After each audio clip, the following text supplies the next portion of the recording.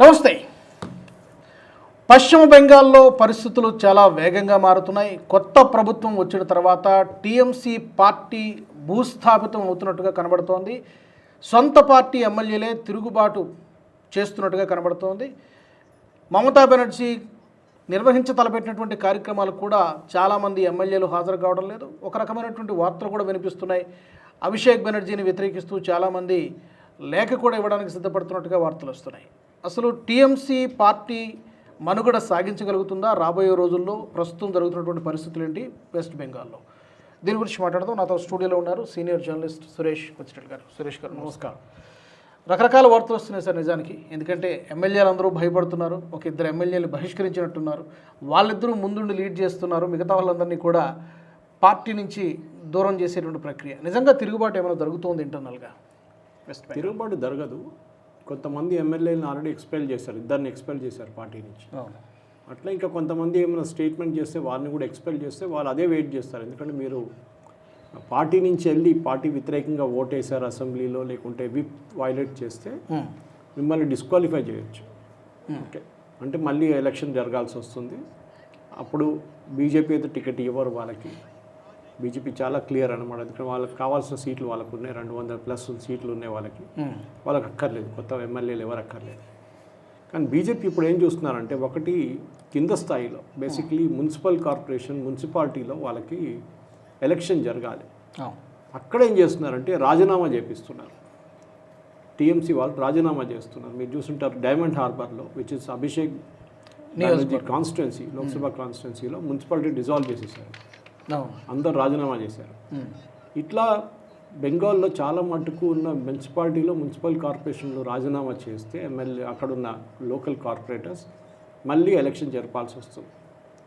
అప్పుడు ఎలక్షన్ జరుగుతున్నప్పుడు బీజేపీకి ఇప్పుడు చేసిన పర్ఫార్మెన్స్ని అదే పర్ఫార్మెన్స్ రిపీట్ చేస్తే వాళ్ళు చాలా మటుకు మున్సిపల్ కార్పొరేషన్ మున్సిపాలిటీలో వాళ్ళ పార్టీ వచ్చేస్తుంది. ఇది చాలా ఇంపార్టెంట్. ఎందుకంటే సువేందు అధికారి వచ్చిన తర్వాత బెంగాల్ డెవలప్మెంట్ గురించి చాలా మాట్లాడుతున్నారు.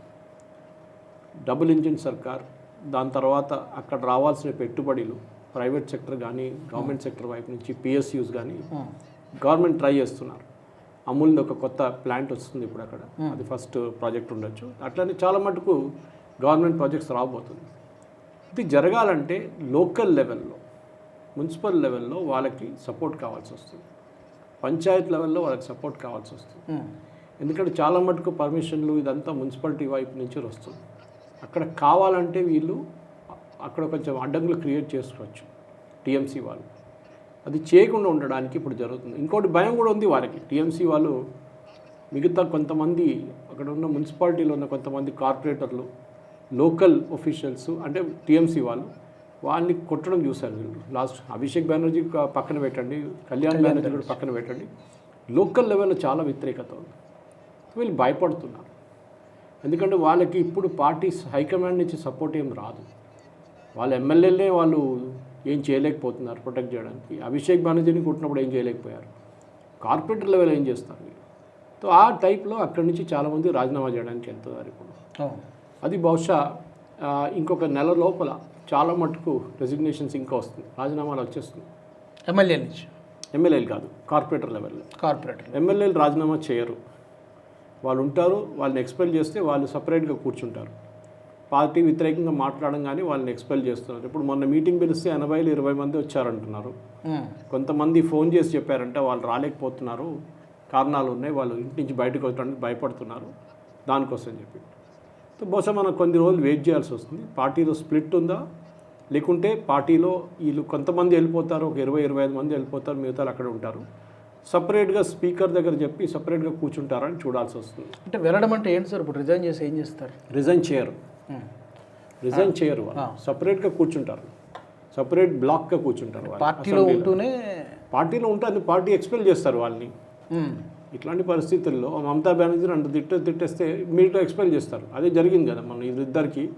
మేము సంతకం పెట్టలేదు లీడర్ ఆఫ్ ఆపోజిషన్కి, అది మా సంతకం కాదని చెప్పగానే వీళ్ళిద్దరిని ఎక్స్పెక్ట్ చేశారు. ఇప్పుడు అట్లా రేపు ఒక 10 మంది మళ్ళీ చెప్తే మళ్ళీ ప్రాబ్లం అవుతుంది.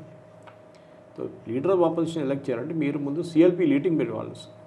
అంటే వాళ్ళ టీఎంసీ వాళ్ళ లెజిస్లేటివ్ పార్టీ మీటింగ్ పిలవాలి. అది పిలవకుండా మీరు 60 మంది 80 మంది సంతకం ఎట్లా తీసుకున్నారు?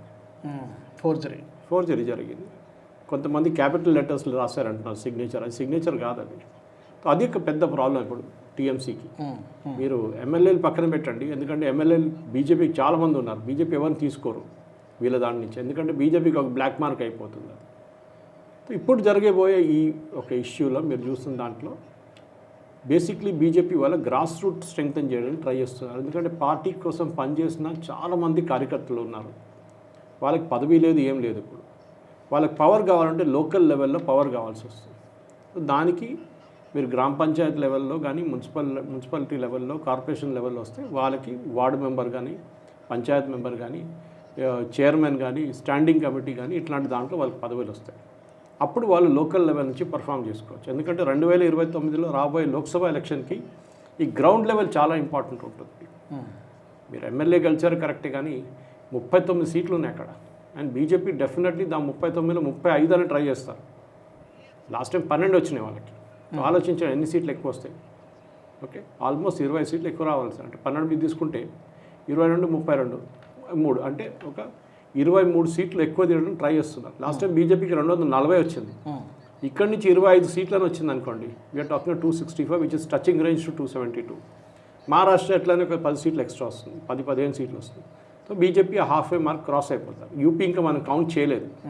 యూపీ ఇప్పుడు జరగబోయే లోకల్ ఎలక్షన్ అంటే అసెంబ్లీ ఎలక్షన్ తర్వాతనే మనకు ఒక అంచనా వస్తుంది ఎన్ని సీట్లు బీజేపీకి రాబోతుంది. లాస్ట్ టైం అక్కడ బీజేపీకి పెద్ద ప్రాబ్లం వచ్చింది. సో ఈ బెంగాల్ మహారాష్ట్ర బ్యాలెన్స్ చేసుకుంటే, ఉత్తరప్రదేశ్ బ్యాలెన్స్ చేసుకుంటే బీజేపీ 300 క్రాస్ అయిపోతారు ఈజీగా ఈ 3 స్టేట్లలో. ఎందుకంటే ఇక్కడ 39, ఇక్కడ 80, అక్కడ అదే లెవెల్లో మహారాష్ట్రలో కూడా. సో డెఫినెట్గా ఈ 3 క్రూషియల్ స్టేట్స్లో, అది కాకుండా రాజస్థాన్ ఉంది, మధ్యప్రదేశ్ ఉంది, ఛత్తీస్గఢ్ ఉంది, అన్ని పెద్ద పెద్ద స్టేట్లు చూసుకుంటే మీరు రాజస్థాన్, మధ్యప్రదేశ్ ఉంది ఒకటి, అక్కడ కూడా సీట్లు ఎక్కువ. దాని తర్వాత అఫ్కోర్స్ మనం సదర్న్ స్టేట్స్కి వస్తే అక్కడ బీజేపీకి ఒక 10-15 సీట్లు రావచ్చు, ఇంక్లూడింగ్ తెలంగాణ అండ్ కర్ణాటక నుంచి. ఓకే, ఈ పరిస్థితి ఇట్లా ఉంది. సో రాజుగారు ఇప్పుడు ప్రాబ్లం ఏంటంటే సింపుల్, బీజేపీకి ప్రాబ్లం ఆఫ్ ప్లెంటీ అంటారు. అంటే చాలా అందరు వచ్చి మా పార్టీలో జాయిన్ అవుతారంట, బీజేపీ తీసుకోకూడదు అండ్ పార్టీలో కూడా ఒక డెసిషన్ తీసుకున్నారంట, ఎవరిని తీసుకోక్కర్లేదు. బీజేపీ ఒక వాషింగ్ మిషన్ కాదు, అక్కడిని తీసుకొచ్చి ఇక్కడ క్లీన్ చేయడం నడవదు. సువేందు అధికారి మీద కూడా వీళ్ళు చాలా ఆరోపణలు చేస్తారు టీఎంసీ వాళ్ళు. ఆయన శారదా చిట్ ఫండ్లో ఇన్వాల్వ్ ఉన్నారు, బీజేపీ వైపు వస్తే క్లీన్ అయిపోయారని. అది హిమంత బిశ్వ శర్మకు వ్యతిరేకం కూడా చేశారు ఇదే ఆరోపణలు. సరే, అది వాళ్ళ లైన్ ఆఫ్ థాట్ ఉండొచ్చు. మీరు క్వశ్చన్ ఉంటే కోర్టుకి వెళ్ళొచ్చు, కోర్టు నుంచి కేసు పెట్టవచ్చు, ఏమైనా చేయొచ్చు. కానీ ఇప్పుడు సువేందు అధికారి ముఖ్యమంత్రిగా ఉన్నారు అండ్ ఆయన న్యాచురల్లీ లోకల్ లెవెల్లో, ఎందుకంటే నిన్ననే 36 మంది cabinet ministers and minister of state and independent charge ప్రమాణ స్వీకారం చేశారు. అది ఫస్ట్ స్టెప్. ఇప్పుడు ఇక్కడ నుంచి మీరు నెక్స్ట్ లెవెల్కి వెళ్తున్నారు. నెక్స్ట్ ఒక 3 సంవత్సరాలు టెక్నికలీ స్పీకింగ్ ఎలక్షన్ ఏమి ఉండదు. Okay, so you're talking 2027, 28, 29. So మీకు మ్యాక్సిమం 3 సంవత్సరాలు మీకు ఉంది. ఈ 3 సంవత్సరాల్లో బీజేపీ పర్ఫార్మెన్స్ చూపించాల్సి వస్తుంది. వెస్ట్ బెంగాల్లో చాలా ఇష్యూస్ ఉన్నాయి రాజుగారు, చెప్పాలంటే టైం కూడా పడుతుంది. బేసిక్లీ వెస్ట్ బెంగాల్ యాక్చువల్లీ ఒక కాంగ్రెస్ టైం నుంచే 1966 నుంచే ఒక డిక్లైన్ స్టార్ట్ అయింది, ఇండస్ట్రియల్ డిక్లైన్. అది కమ్యూనిస్ట్ వాళ్ళు 77లో వచ్చిన తర్వాత మమతా బెనర్జీ లాస్ట్ 15 సంవత్సరాలు దాన్ని మొత్తం కంప్లీట్గా ఫినిష్ చేశారు. శ్మశానం అయిపోయింది ఇండస్ట్రీస్. డెవలప్మెంట్ లేదు, ఏం లేదు. సరే, రూరల్ ఉందంటే అది కూడా లేదు. ఒక టైంలో ప్రైమ్ మినిస్టర్ అంటే 1960, 1970s అనుకుంటాను, ప్రైమ్ మినిస్టర్స్ ఆఫీస్ సర్వే కూడా మనకు కనిపించింది ఎకనామిక్ సర్వేలో. వెస్ట్ బెంగాల్ మిగతా స్టేట్స్ కన్నా చాలా ముందు ఉండేవి. 127% ఆఫ్ నేషనల్ యావరేజ్ జీడిపి షేర్లో, అంటే ఇండస్ట్రియల్ షేర్ కూడా. సో ఆ టైంలో జీడిపి అనేది క్యాలిక్యులేషన్ లేకుండే అట్లా. So it was more of industrial share. 127%. ఇప్పుడు అది 83 తగ్గిపోయింది. అంటే బిలో నేషనల్ యావరేజ్కి వచ్చేసింది. అంటే ఇండస్ట్రియల్ ప్రొడక్షన్ లేదు, మీకు స్మాల్ స్కేల్ ఇండస్ట్రీస్ లేదు, మొత్తం అన్నీ బంద్ అయిపోయింది. టాటా సింగూర్ అయితే పెద్ద కేసు మనకు తెలుసు, అది ఎట్లా జరిగింది, ఏం జరిగింది అని. మమతా బెనర్జీ, సో మమతా బెనర్జీ కూడా ఒక నెగటివ్ ఇమేజ్ ఉండే. ఇప్పుడు దాన్ని కరెక్ట్ చేయడానికి చాలా టైం తీసుకుంటారు. సో కమ్యూనిస్ట్ వాళ్ళు వచ్చి మంచి పని ఏం చేశారంటే, అగ్రికల్చర్ సెక్టర్లో ఈ పేదవాళ్ళకి, అంటే బేసిక్లీ ఫార్మర్స్, చిన్న చిన్న ఫార్మర్స్కి 1/2 acre 1 acre ల్యాండ్ ఇచ్చారు, భూమి ఇచ్చారు. అంటే ల్యాండ్ సీలింగ్ యాక్ట్ తీసుకొచ్చి మీరు ఇన్ని ఏకర్ల కన్నా ఎక్కువ పెట్టుకోలేరు, దాన్ని బట్టి మీకు వాళ్ళు 1/2 acre 1 acre అంటే ఈ రైతులకు ఇచ్చారు. కానీ మీరు ఈ 1/2 acre 1 acre పెట్టుకొని మీరు రైతులు ఏం చేయలేరు, మీకు లాభాలు ఏం రావు. మీకు ఉండాలంటే 5 acres ఉండాలి మినిమం. అది లేదు. ఏం జరిగింది, ఈ రైతులందరూ ఇది లీజ్కి ఇచ్చారు, పెద్ద పెద్ద భూస్వాములకి లీజ్కి ఇచ్చారు. వాళ్ళు ఇక్కడి నుంచి 2 ఎకర్లు, అక్కడి నుంచి 1 ఎకర్, అక్కడి నుంచి 3 ఎకర్ అట్లా తీసుకొని ఒక 20, 30, 40, 50 ఎకర్లలో వాళ్ళు పంటలు పండించారు. కానీ వాళ్ళు ఏం చేశారంటే వాళ్ళు టెక్నాలజీ పెట్టలేదు దీంట్లో. వాళ్ళు ఏమన్నారు, ఇది 1 ఇయర్ లీజ్, రేపు ఈయన అంటాడు వద్దు మాకు లీజ్ లేదు, మీకు లీజ్ తీసేస్తానంటే మళ్ళీ ఏం చేస్తాడు? పెట్టుబడి పెట్టాలంటే he has to put tractor, threshers, planting equipment, ఇదంతా మెకనైజ్డ్ అయిపోయింది మొత్తం. కానీ బెంగాల్లో జరగలేదు ఇదంతా.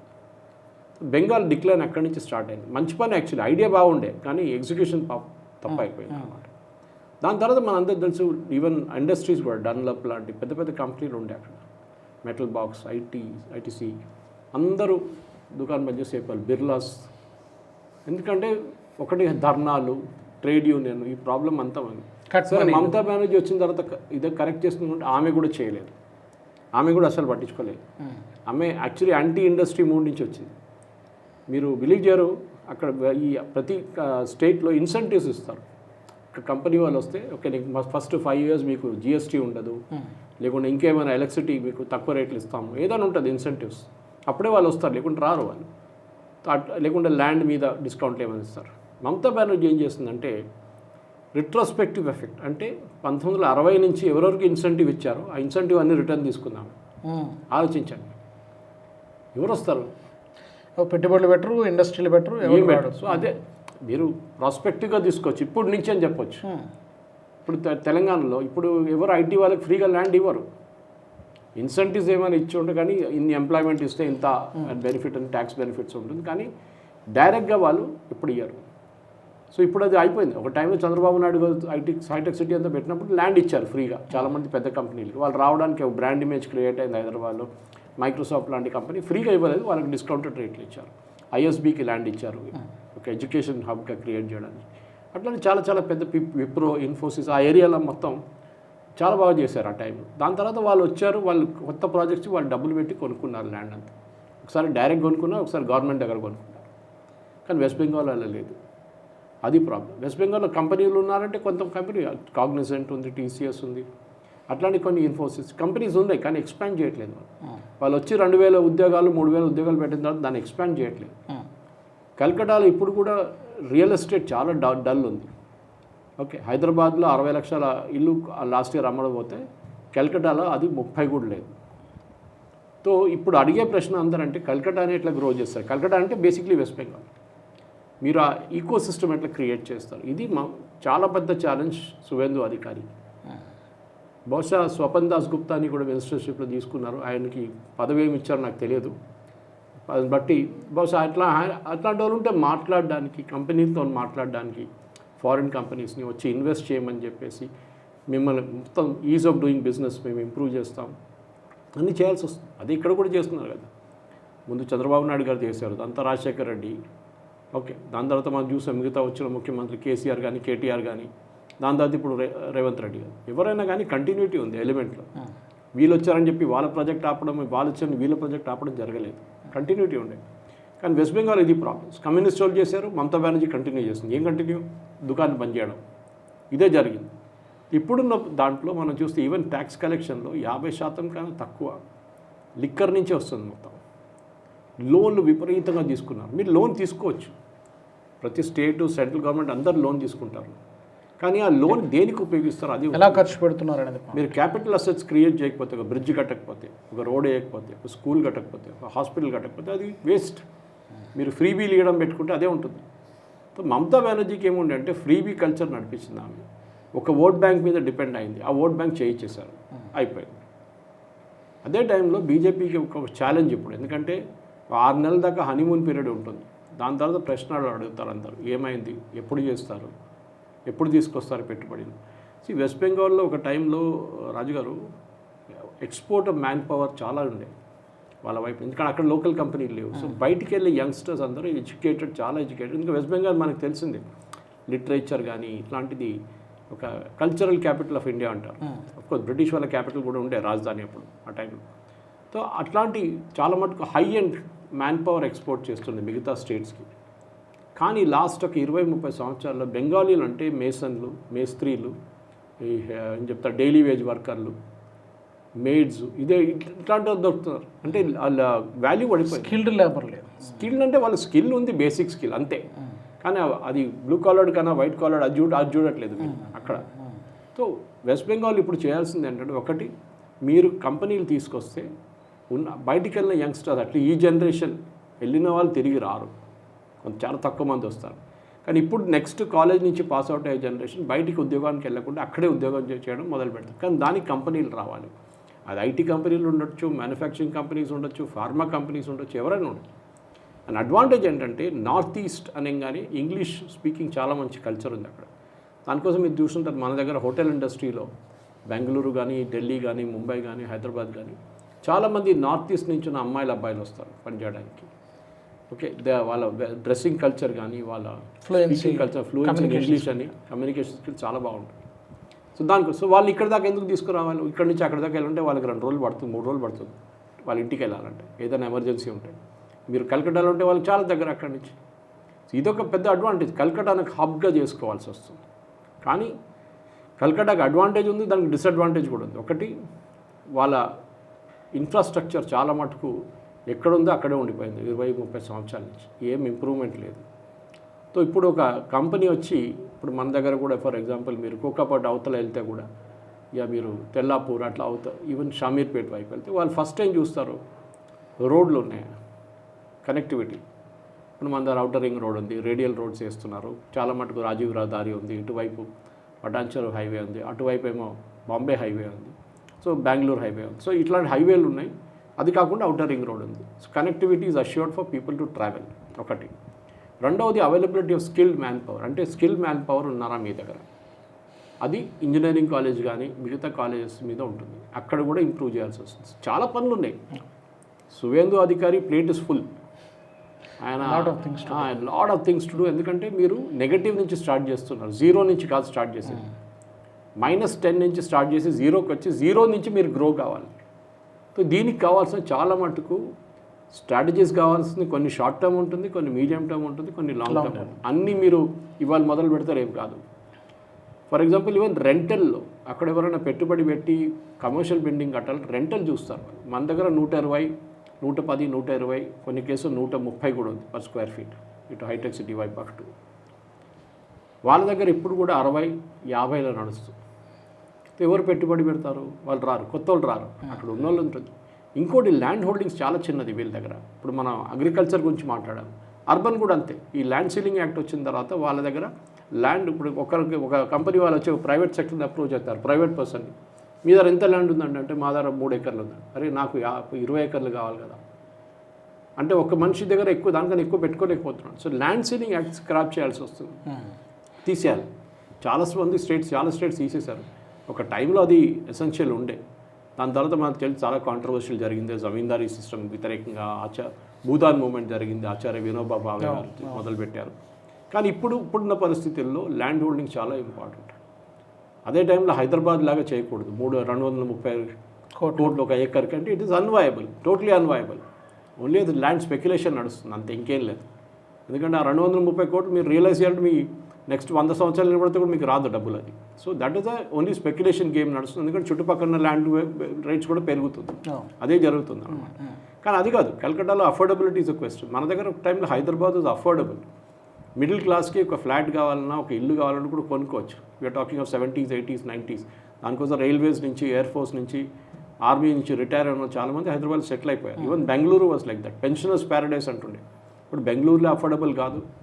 మీరు నోయిడా కానీ, గురుగ్రామ్ కానీ, ముంబై మర్చిపోండి. సో హైదరాబాద్కి వచ్చారు. ఇక్కడైనా మాకు 60-70 లక్షల ఫ్లాట్ అంటే ఇక్కడ కూడా 2 కోట్లు, 3 కోట్లు, 1.5 కోట్లు అంటున్నారు. సో మిడిల్ క్లాస్కి ఇంపాసిబుల్. సో వాళ్ళు ఎక్కడి నుంచో 50 కిలోమీటర్ దూరం వెళ్ళి ఉండడం వాళ్ళతో కాదు కూడా. Travelling will become issue. పిల్లలకి స్కూల్కి వెళ్ళడానికి ఇష్యూ అయిపోతుంది. సో అది ఆ ట్రాప్లో కలకట్ట పడకూడదు. They should develop. అదే టైంలో డెవలప్ చేస్తున్నప్పుడు వాళ్ళ ఇన్ఫ్రాస్ట్రక్చర్ ఒకటి, అది metro connect. In fact first metro in the country was in Calcutta. కానీ వాళ్ళు అక్కడి నుంచి ముందుకు జరగలేదు. ఢిల్లీ ఎక్కడికి వెళ్ళిపోయారు, 260 కిలోమీటర్లు వెళ్ళిపోయారు. కలకట్ట ముందుకు జరగలేదు. సో ఎందుకంటే అక్కడ స్టేట్ గవర్నమెంట్ అపథ్యం ఉండేది.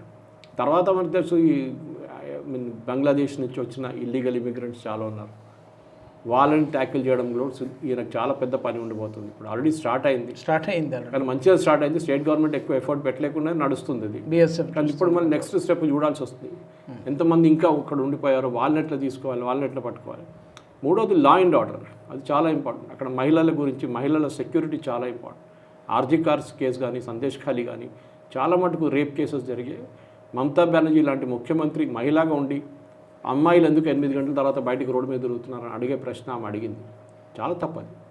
అమ్మాయిలు ఎందుకంటే 10 గంటలకు కూడా వెళ్ళొచ్చు, 11 గంటలకు కూడా బయటికి వెళ్ళొచ్చు. ఏం ప్రాబ్లం ఏముంది? ప్రొవైడ్ చేయాలి కదా. The security is very important. UP ఎట్లా ఉంటే ఒక టైంలో మీకు తెలుసు, అమ్మాయిలు బయటికి దిగరు. ఈవెన్ బీహార్ కూడా అట్లా ఉండే. They all improved. ఎందుకంటే ఒకసారి ఏదైనా జరిగితే వాడి మీద ఎన్కౌంటర్ చేసి వాళ్ళు ఫినిష్ చేసేస్తారు, అయిపోయింది. తర్వాత నెక్స్ట్ రోడ్ 10 సార్లు ఆలోచిస్తాడు, నేను ఇట్లాంటి ఏమైనా పని చేస్తే నాతో కూడా ఏదో అవుతుందని చెప్పేసి. మీ ఇల్లు బిల్డోజర్ తీసుకొచ్చి కొట్టేస్తారు, నువ్వు పోతావు, నీతో పాటు మీ ఫ్యామిలీ కూడా పోతారు. ఇది మర్చిపోకూడదు. సో వెస్ట్ బెంగాల్లో ఈ లాస్ట్ 50 సంవత్సరాల్లో డిక్లైన్ జరిగింది వెస్ట్ బెంగాల్లో. కరెక్ట్ చేయడానికి సువేందు అధికారికి అట్లీస్ట్ 2-3 ఇయర్స్ ఇవ్వాలి ఫస్ట్ స్టార్టింగ్. కానీ కాస్మెటిక్ చేంజెస్ అంటాం మనం, అది ఫస్ట్ 6 మంత్స్లో చేయొచ్చు.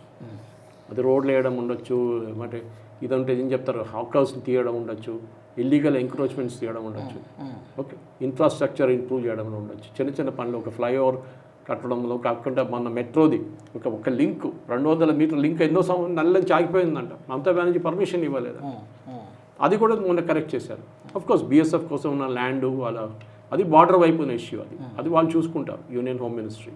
కానీ సిటీ అండ్ మేజర్ సిటీస్కి అక్కడ నీళ్ళకు ప్రాబ్లం లేదు అసలు. That's a big advantage with West Bengal. And Calcutta నుంచి మీరు బయటికి వెళ్ళంగానే ఫర్టైల్ ల్యాండ్, మన ఆంధ్ర లాగా చాలా మటుకు ఫర్టైల్ ల్యాండ్ ఉంది. అక్కడ అగ్రికల్చర్ ఒక ప్రొఫెషన్గా చేసుకోవచ్చు, not the normal one, value added products కోసం. ఇదంతా చాలా ప్లాన్స్ ఉన్నాయి. కానీ దాన్ని ఇంప్లిమెంట్ చేయడంలోనే ఒక పెద్ద ఛాలెంజ్ ఉండబోతుంది. ప్రొఫెషనల్స్ తీసుకురావాల్సి వస్తుంది. కల్చర్ మారాలి. ఒక టిపికల్ కమ్యూనిస్ట్ కల్చర్, పని చేయకుండా కూడా నాకు ఉద్యోగం శాలరీ కావాలి, నేను ఇంట్లో కూర్చుంటే కూడా నాకు డబ్బులు కావాలంటే అది నడవదు. Coming back to the starting point sir, బేసిక్గా ఇప్పుడు ఈమె పార్టీ ఎట్లా ఉంటుంది, పొలిటికల్గా ఈమె కంప్లీట్గా కొలాప్స్ అయిపోతుందా? ఎందుకంటే ఇప్పుడు టీఎంసీ అదే ఈ కమ్యూనిస్ట్ పార్టీ మళ్ళీ ఏమైనా పికప్ అవుతుందా? వీళ్ళు ఏమైనా కాంగ్రెస్తో ఏమైనా టైప్ అయ్యే పరిస్థితి వస్తుందా? కాంగ్రెస్కి ఎక్కువ ఓట్ పర్సంటేజ్ లేదు, ఓకే, వాళ్ళు వీళ్ళు ముందు కిందకి తీసుకొస్తారు. అది మనం యూపీలో చూసాం లాస్ట్ టైం, సమాజ్వాదీ పార్టీతో ఏమైందని. బీహార్లో చూసాం తేజస్వితో ఏమైందని. సో కాంగ్రెస్ ఎక్కడ వెళ్ళినా కానీ వాళ్ళకి అలయన్స్కి వెళ్ళినప్పుడు వాళ్ళు ఐదర్ జూనియర్ పార్ట్నర్గా ఉండాలి, లేకుంటే ఉన్న ఓట్లు కూడా వాళ్ళు గుంజు కిందకి తీసుకొచ్చేస్తారు. సో 65 సీట్లు పోటీ చేశారు బీహార్లో, ఎంత కలిశారు? అది మన ప్రశ్న. Same with UP also. So ఇట్లాంటి కాంగ్రెస్కి తృణమూలు వెళ్ళొచ్చు కావాలంటే ఇన్ఫార్మల్ టైప్గా. ఇప్పుడు ఎలక్షన్ ఏం లేదు కదా. సో ఇండియా అలయన్స్ అంటారు, అదొక రాహుల్ గాంధీ ఫోన్ చేశారు అభిషేక్ బెనర్జీ యాక్సిడెంట్ అయినప్పుడు, పుట్టినప్పుడు హైదరాబాద్ తీసుకురమ్మన్నారు. ఓ పెద్ద ఇండియా అలయన్స్ అని చెప్పి మమతా బెనర్జీ తిరిగిపోతుంది. ఎందుకంటే ఆమెకి పోస్ట్ కూడా లేదు, ఇప్పుడు ఎమ్మెల్యే కూడా కాదు ఆమె. కలకటాలో ఏం చేసుకుంటుంది? సో ఆమె న్యాచురల్లీ ఇండియా అలయన్స్ అని తిరుగుతారు.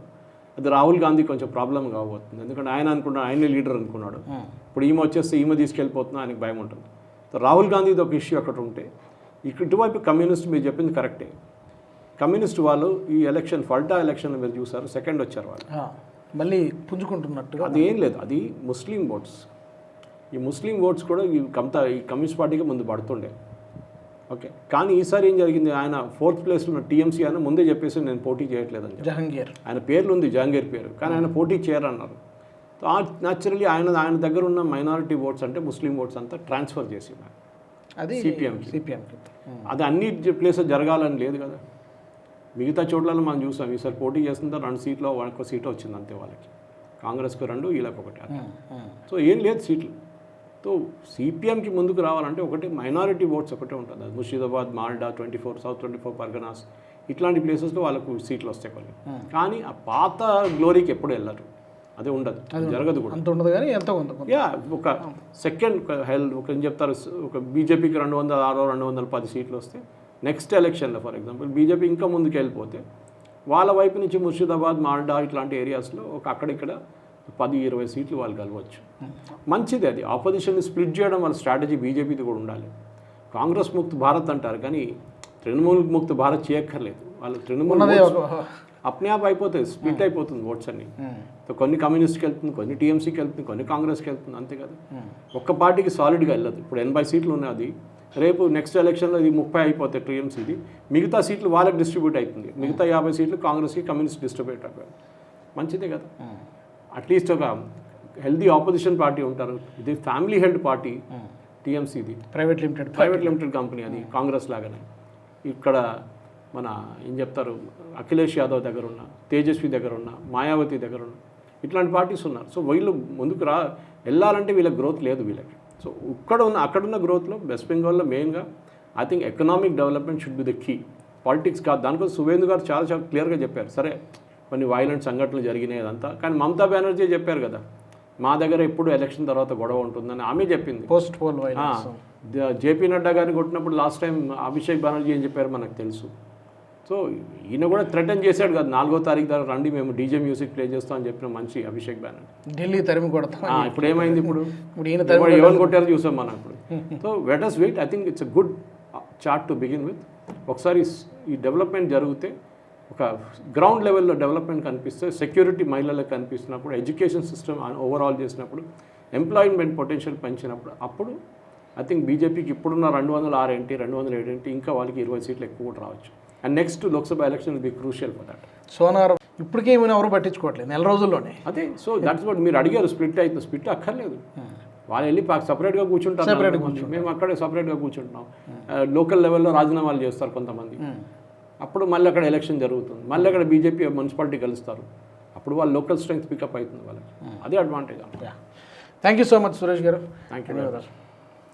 మరి ఈ ఎపిసోడ్కి సంబంధించి మీ ఫీడ్బ్యాక్ని తప్పకుండా మీరు కామెంట్ సెక్షన్లో తెలియచేయండి. అలాగే వెస్ట్ బెంగాల్లో జరుగుతున్నటువంటి తాజా పరిణామాలపైన, టీఎంసీ ఫ్యూచర్ కానివ్వండి, సువేందు అధికార పరిపాలన కానీ, వీటికి సంబంధించి కూడా మీ యొక్క ఒపీనియన్స్ని తప్పకుండా మీరు కామెంట్ సెక్షన్లో చెప్పొచ్చు. అలాగే మా ఛానల్ నుంచి ఇంకా ఎలాంటి టాపిక్స్ని మీరు కోరుకుంటున్నారో, ఎలాంటి అంశాలను మీరు కోరుకుంటున్నారో అది కూడా మీరు కామెంట్స్ ద్వారా మాకు తెలియచేయచ్చు. వచ్చే ఎపిసోడ్లో మరొక ఇంట్రెస్టింగ్ టాపిక్తో మళ్ళీ మనం కలుసుకుందాం. జై హింద్.